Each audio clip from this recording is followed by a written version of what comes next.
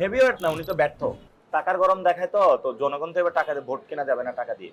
আপনি কি দেখেছেন গতকালকে আমি দোকানদারের কাছে গিয়েছি, উনি আমাকে খেয়ে দিচ্ছেন। কারণ কি আমাদের সে ভালোবাসার একটা সম্পর্ক সৃষ্টি হয়েছে।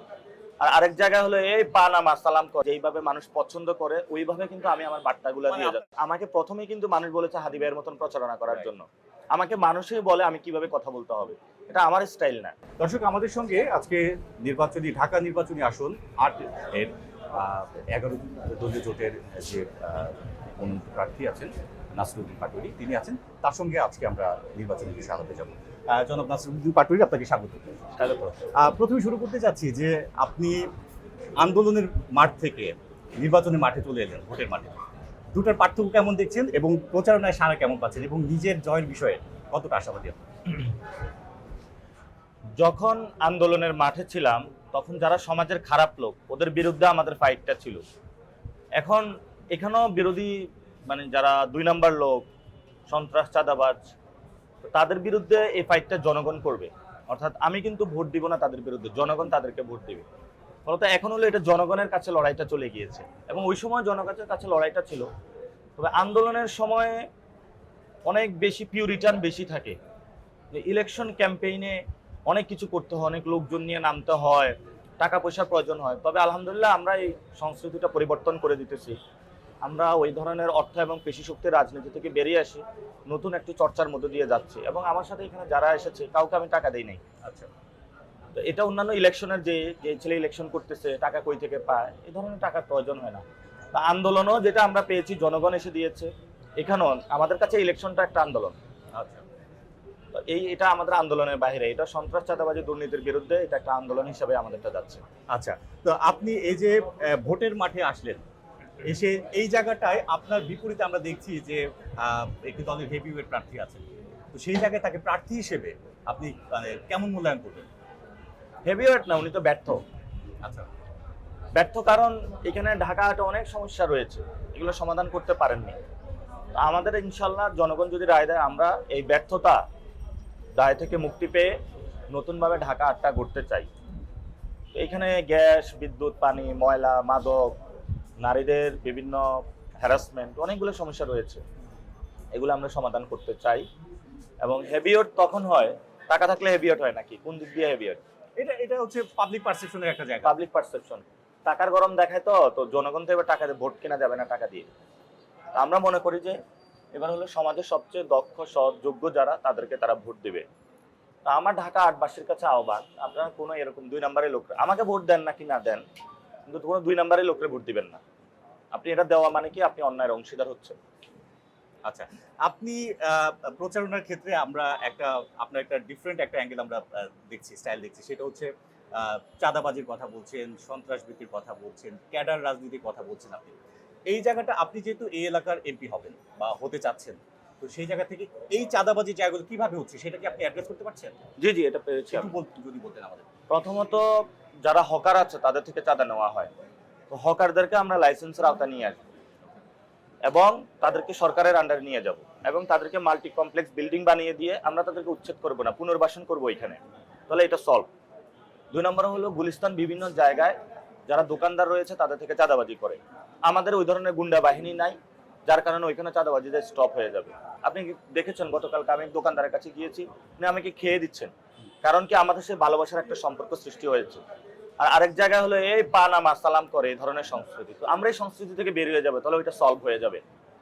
তারপরে ঢাকা মেডিকেল, এখানে রুগীরা এসে আর অসুস্থ হয়ে যায়, তাহলে আমরা সেখানে স্ট্রেচার ধরলে ১০০ টাকা লাগে, আমরা সেটা বন্ধ করে দিব। ঢাকা মেডিকেলের সামনে যতগুলো স্থাপনা আছে তাদেরকে আমরা পুনর্বাসন প্রক্রিয়া নিয়ে যাব এবং ঢাকা মেডিকেল থেকে কোনো চাঁদা নিব না আমরা। ঢাকা মেডিকেলের যে টেন্ডারগুলো, এগুলো সরকার যেভাবে করে ওইভাবে ছেড়ে দিব, ফলত রুগী ভালো চিকিৎসা পাবে। এগুলো একদমই সহজে সমাধান। অর্থাৎ জাস্ট সরকার এবং জনগণের মধ্যে একটা ব্যক্তির একটা বাহিনী তৈরি হয়েছে। ধরেন কৃষক থেকে সবজি কারণ বাজারে আসবে, আসা নেওয়া যাওয়ার কোনো সমস্যা নাই। যখন মাঝখানে একজন ব্যক্তি এসে, তখনই তো চাঁদাবাজি সিন্ডিকেটটা শুরু হয়। ওইটা বন্ধ করে দিতে হবে। কিন্তু আমরা যদি ঢাকা ৮ আসনের চাঁদাবাজি যে জায়গাটা যদি দেখি, এটা কিন্তু যুগের পর যুগ ধরে চলে আসে। অনেক দলের এমপি এখানে এসেছেন, কিন্তু কেউ কিন্তু এটাকে নিয়ন্ত্রণ করতে পারেনি। এখানে যদি একটা চ্যালেঞ্জের, আমরা নিজেরাও মাঠে কাজ করতে গিয়ে দেখি যে আপনি যে পুনর্বাসনের কথা বলছেন, সেই জায়গা থেকে সেই হকারেরও হচ্ছে পুনর্বাসিত হওয়ার একটা ইচ্ছা থাকতে হয়। এই জায়গায় একটা কনফ্লিক্ট অফ ইন্টারেস্ট তৈরি হয় যখন উচ্ছেদের জায়গাটা, বা এই জায়গায় কি আপনারা হকারদেরকে ম্যানেজ করতে পারবেন, তাদেরকে বোঝাতে পারবেন? হকাররা উচ্ছেদের ভয়ে থাকে, পুনর্বাসনের ভয়ে থাকে না। ওকে। হকারদেরকে যদি আমরা পুনর্বাসন করি তাদের সমস্যা নাই, তাদের সাথে কথা হয়েছে, উচ্ছেদ, আমরা তো তাদেরকে উচ্ছেদ করতে যাব না, আমরা তাদেরকে আরো ভালো ব্যবস্থা করব। ওনাদের যে লাইসেন্স ফি সেটার মাধ্যমে সরকারের একটা, এবং তারা রেজিস্টার থাকবে, সেখানে আমাদের একটা কল সেন্টার থাকবে, আমরা নিরাপত্তা বাহিনীকে অ্যাটাচ করে দিব। যদি কেউ অ্যাটাক করতে আসে সেখানে তারা ফোন করবে, সরকার তাদেরকে নিরাপত্তা দেবে। ব্যক্তির বাহিনী কেন নিরাপত্তা? তাহলে তো সরকারের মধ্যে আলাদা সরকার হচ্ছে, সেটা আমরা তৈরি করতে দিব না। রাষ্ট্রকে শক্তিশালী করতে হবে, সরকারকে শক্তিশালী করতে হবে। আচ্ছা, আপনার এখানে এই আসনে মূল প্রতিদ্বন্দ্বী প্রার্থী যিনি আছেন, তার সমর্থকরা একটা একটা আপনি যে এই চাঁদাবাজির বিরুদ্ধে দাঁড়াচ্ছেন, এটার বিপরীতে তারা একটি যুক্তি দেখাচ্ছে। সেটি হচ্ছে যে অনেক, ওই যে যুগের পর যুগ ধরে অনেকেই আসছে এখানে, কিন্তু সবাই ব্যর্থ এই চাঁদাবাজি নিয়ন্ত্রণ করতে। সেক্ষেত্রে তারা বলছে যে এটা আসলে একটা ট্রেডিশনাল জায়গা হয়ে গেছে চাঁদাবাজি। তো দেখা যায় যে এখানে নতুন যে দল আসবে, যারাই বলে তারা আসলে চাঁদাবাজির পক্ষে স্রোতেই ঢুকতে হয়। তো আপনারাও কি সেই স্রোতে ঢুকে যাবেন কিনা, তারা এমন একটা চ্যালেঞ্জ করে দিচ্ছে? না, আমরা এমন স্রোতে ঢুকবো না। গত 50 বছরে দলীয় গুন্ডা বাহিনী দিয়ে ইলেকশনটা করা হয়েছে, এবার হলে আমরা ডিফারেন্ট কায়দায় করতেছি। আর 24-এর পরে এই ধরনের সিস্টেম আমরা ভেঙে দিয়েছি।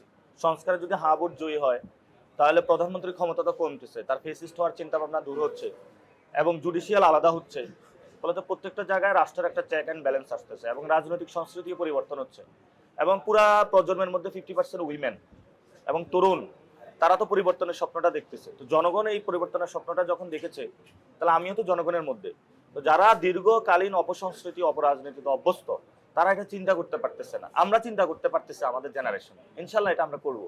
আচ্ছা, আপনি আপনার এই যে প্রচারণার স্টাইলের কথা ছিলাম একটু আগে, আমি সেটা আসলে শেষ করতে পারিনি। সেটি হচ্ছে যে সবার দৃষ্টি আকর্ষণ করছে এই জায়গায় আপনি খুব অ্যাগ্রেসিভ ভাবেই আসলে প্রতিদ্বন্দ্বী প্রার্থী হচ্ছে ইয়ে করছেন, কি বলে এটাকে, সমালোচনা করছেন। তো এটা কি আপনার নিজস্ব কৌশল, নাকি হচ্ছে আপনার জোটের পক্ষ থেকে একটি নির্দেশনা আছে? আমি অ্যাগ্রেসিভ না, আমি খুবই নরম ভাষায় বলছি, একজন চাঁদাবাজি করে, সন্ত্রাসী কার্যক্রম করে, কর্মীদের হাতে মাদক তুলে দেয়। তো এটার জায়গাটা হলো, একটা ব্যক্তি যদি খারাপ কাজ করে, এবং শুধু এই ব্যক্তি না, বাংলাদেশের পার্লামেন্টে কোনো সন্ত্রাসী আপনি সাপোর্ট করেন যাক, তাহলে বিএনপি তাকে কেন নমিনি করলো? তাহলে গোড়ায় তো গলত। এজন্য আমরা চাচ্ছি যাতে পার্লামেন্টে কোনো এই ধরনের সন্ত্রাসী, চাঁদাবাজি, দুর্নীতিবাজ না যাক। এখন মানুষ মনে করে যে এদের অনেক টাকা হয়েছে, এদের বিরুদ্ধে বলা যাবে না, আমরা ওই ভয়ের সংস্কৃতিটা ভেঙে দিয়েছি। আর তরুণ প্রজন্ম যারা একটু ফান হিউমার পছন্দ করে, আমি যদি যাই বলি এই নেতা এসেছে সবাই বসেন আমি বক্তব্য দিচ্ছি, এগুলো পছন্দ করবে না কেউ। ফলত মানুষের যে যেইভাবে মানুষ পছন্দ করে ওইভাবে কিন্তু আমি আমার বার্তাগুলো দিয়ে আপনার যাচ্ছি। ভেরিয়েশন আনার একটা চেষ্টা। জি, জি, জি। আচ্ছা, আমরা গত পরশুদিন একটা ক্লিপ দেখছিলাম, সেটা হচ্ছে যে আপনি বলছেন যে আগামী ইলেকশন আগ পর্যন্ত আর আব্বাস সাহেবের আর কোনো সমালোচনা করবেন না। এটা আসলে কেন আপনি এরকমটা বললেন? মানে এটা ও আমাকে মুরব্বীরা পরামর্শ দিছে যে তুমি এখন সমস্যা কি, ওগুলো অ্যাড্রেস করতে হবে, এগুলো সমাধান করতে হবে। মানে এটা কখন মানুষকে বলে, অর্থাৎ আমাকে প্রথমেই কিন্তু মানুষ বলেছে হাদি ভাইয়ের মতন প্রচারণা করার জন্য, আমাকে মানুষই বলে আমি কিভাবে কথা বলতে হবে, এটা আমার স্টাইল না। এবং ওরা আমাকে সবাই, জনগণ আমাকে বলতেছে তুমি, অর্থাৎ মানুষ কিন্তু আমার উপরে বেশি ট্রাস্ট করেছে এখন, তখনই বলতেছে যে ঠিক আছে আব্বাস সাহেবকে আমরা কেন ভোট দিব না, এটা তো কনভিন্স হলাম, আমরা তাকে ভোট দিব না, কিন্তু তোমাকে কেন দিব এটা তো তোমার বলতে হবে। তখনই আমি কি করব, কেন আমাকে ভোট দিবে, এগুলো আমি বলা শুরু করেছি। আচ্ছা, ভাই আমি খুবই সহজ সরল মানুষ, আমার মধ্যে এত কমপ্লেক্সিটি নাই, সবাইকে বলবেন আসবে মিশতে, একদম মাটির মানুষের মতন।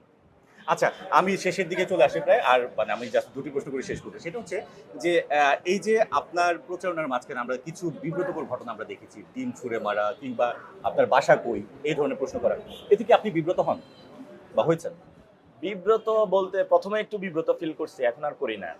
তো আমি প্রথমে মনে করছি এটা কারা, এখন তো দেখি এটা যুব দল, ছাত্র দল, মির্জা আব্বাসের বাহিনী। এখন আর বিব্রত ফিল করি না, এটা তারা প্ল্যান করে করাচ্ছে। আমাদের এখন সয়ে গিয়েছি। আপনি যখন কোনো একটা জঞ্জাল পরিষ্কার করবেন, তখন তো একটু ময়লা নিজের গায়েও লাগবে। আস্তে আস্তে ইনশাল্লাহ আমরা যখন পরিষ্কার করে ফেলবো, তখন এই ধরনের পরিস্থিতি আর শরীফ ওসমান হাদির এই আসনের প্রার্থী হওয়ার যে আশা দিয়ে এসেছেন, কিন্তু আমাদের মাঝে আর নেই। আপনার দলের পক্ষ থেকে এই আসনকে কেন আপনারা আসলে পছন্দ করলেন? আমাকে কেন পছন্দ করেছে নাকি না, সেটা হলো এখানে অনেক চ্যালেঞ্জিং। এবং সাথে আমার এটাও আছে যে আপনারাও তো এই আসনটাকে পছন্দ করেছেন, তাই? ওসমান হাদি ভাই তো এখানে ইনসাফের পক্ষে লড়তে চেয়েছিলেন, আর আমার নামে কোনো সন্ত্রাস, চাঁদাবাজি, দুর্নীতির কোনো ক্লেম নাই। আমি অনেক সরকারের কাছাকাছি ছিলাম, কিন্তু কখনো দুর্নীতির সাথে, ফলত আমার ক্লিন ইমেজ ছিল। আর আরেকটা বিষয় হলো, আমি মনে প্রাণে শহীদ ওসমান হাদি ভাই আমার সাথে কাজ করেছিলেন, আমি নাগরিক কমিটির আহ্বায়ক ছিলাম। যে কোনো কর্মী অথবা যার সাথে আপনি সহযোদ্ধা, আপনার যদি একটা কলিগ, একটা দায়িত্ববোধের জায়গা থাকে, আমার এখানে অনেক বড় দায়িত্ববোধের জায়গা আছে, যেটা নিয়ে আমরা একটা নতুন বাংলাদেশ গড়ব, সে জায়গা থেকে এসেছি। আমি ওনার স্বপ্নটা এখানে বাস্তবায়ন করবো ইনশাল্লাহ। আচ্ছা আচ্ছা, শেষ প্রশ্ন আপনার কাছে, যে যদি নির্বাচনের ফলাফল আপনার বিপরীতে যায়, সেক্ষেত্রে আপনার রিয়াকশনটা আসলে কি থাকবে, বা আপনার জোটের পক্ষ থেকে reaction টা কি? আমার তো এই যে যাত্রাটা এটা চলবে, এটা তো শুধু নির্বাচনের সাথে সম্পর্কিত না। যদি পার্লামেন্টে যাই তাহলে আইনটা ভালোভাবে তৈরি করতে পারবো, আর না হলে সামাজিক আন্দোলন চালিয়ে যাব। আমি এই পথ থেকে সরবো না। ধন্যবাদ নাসির। ধন্যবাদ, আপনাকে। আসসালামু আলাইকুম।